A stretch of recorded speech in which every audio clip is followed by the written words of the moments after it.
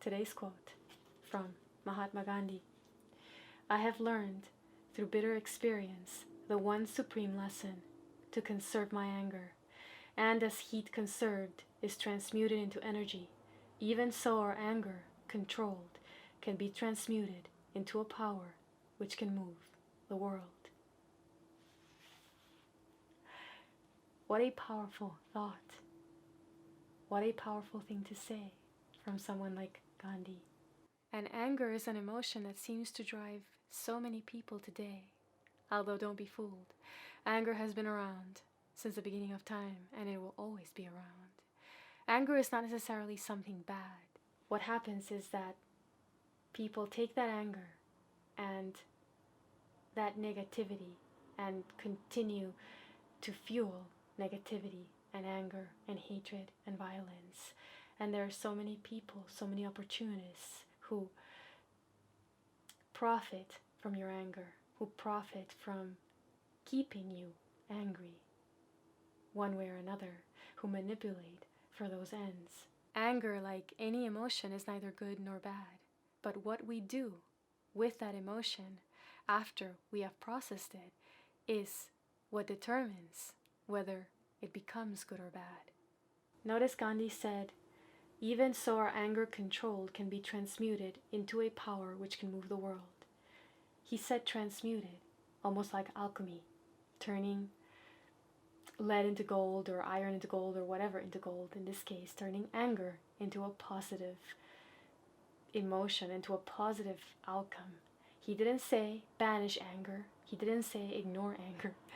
He didn't say get rid of anger. And that is really, really wise. Anger, we will get angry at some point. That's just life. When you think of a little child who gets angry or frustrated or something like that, and then you think of a parent who says, don't be angry, don't get angry, that's wrong, don't be jealous, don't be this, don't be that. That is so harmful. It's so harmful to a child.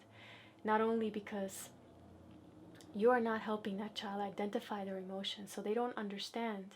If you don't give them words, if you don't give them meaning and you don't label things for them, like, hey, what you just felt is anger. Why did you feel this? Oh, that your brother took your toy away. Okay, I understand that you feel angry. Well, now what do you do? Now we forgive your brother. He just wanted to play with you. Why don't you go play with him? You have taught that child a lesson.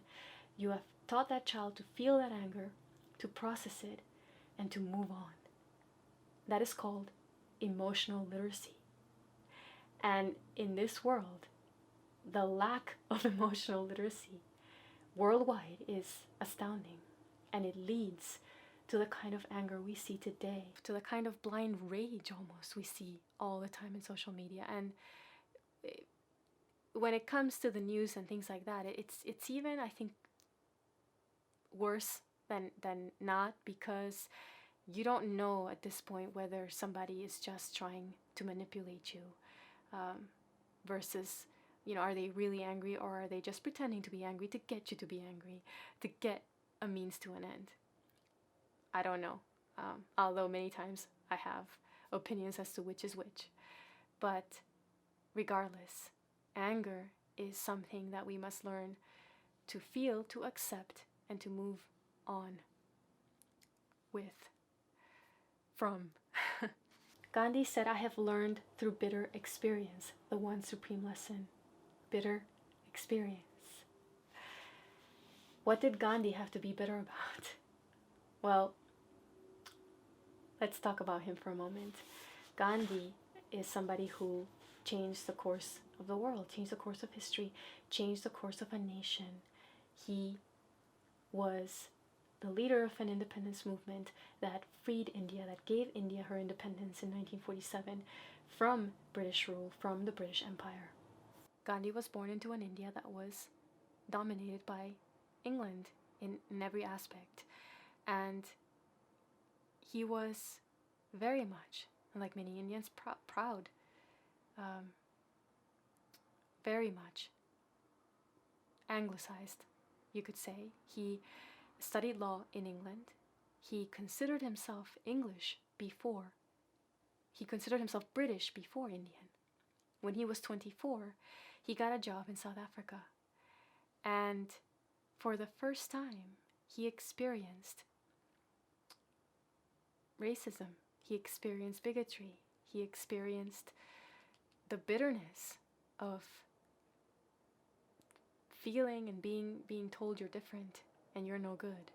He was publicly beaten, and he realized the plight of his countrymen for the first time. Can you imagine the kind of anger he must have felt? Not only at being publicly humiliated himself repeatedly, but at essentially feeling compassion for the humiliation of his entire nation. And Gandhi spent 21 years in South Africa, and during that time, many things happened to him. Many things transformed who he was and what he decided to do. And he was very influenced by the ethics of nonviolence. He grew up in a very religious household, so nonviolence was definitely concepts that he was familiar with, but that he took to another level in terms of sort of organized nonviolent resistance against the British. And he brought that back to India. And he decided to be an example, to live his life as an example for his people. So Gandhi says, to conserve my anger, and as heat conserved is transmuted into energy, even so, our anger controlled can be transmuted into a power which can move the world. So he says, our anger controlled, meaning there must have been times when his anger must have been so great, when his indignation, when his feeling of helplessness must have been so great. He was just one man. And he was able to change history because of his belief in himself and what he was doing, his belief in his country's freedom, and in the freedom, the true freedom of every individual to be able to live a life they choose. And there truly is no greater freedom than to be able to be in control of our own emotions. Gandhi wasn't saying he didn't get angry. He was simply saying he had to control that anger to be able to turn it into something positive. And I recently heard someone say, anger is the easiest emotion to evoke. That is why it's so easy for people to be manipulated into anger.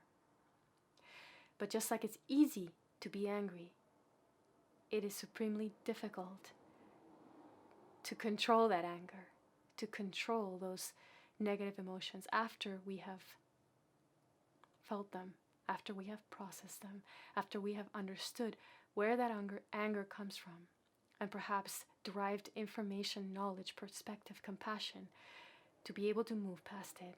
Gandhi didn't say, I'm going to control my anger so that I can have a better day and be a better person. I mean, he did that. No, but Gandhi said, transmute it into a power which can move the world. Gandhi's dreams were never small. That is clear. His purpose, his calling, his desire to free his nation led his every decision and his every move.